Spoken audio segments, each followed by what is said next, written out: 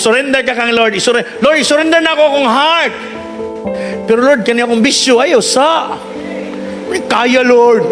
Kanang maginakabidli, magod Lord. Ay, surrender na akong heart. Pero akong tilaok, Lord, mugilok man. Love the Lord with all your heart. Lagi pa so heart lang. Ang strength ni mo, kalimot ka, apil ang kusog ni mo diya. Lord, love ta ka Ginoo, pero Lord, di na ko mapasaylo itong tawhana itong gibuhat at dautan sa kuha. Lord, basta love ta ka Ginoo, pero ayaw lang sa kustulti, pasaylo atong tawhana. your soul, apil na ang soul ni mo. Apil man na.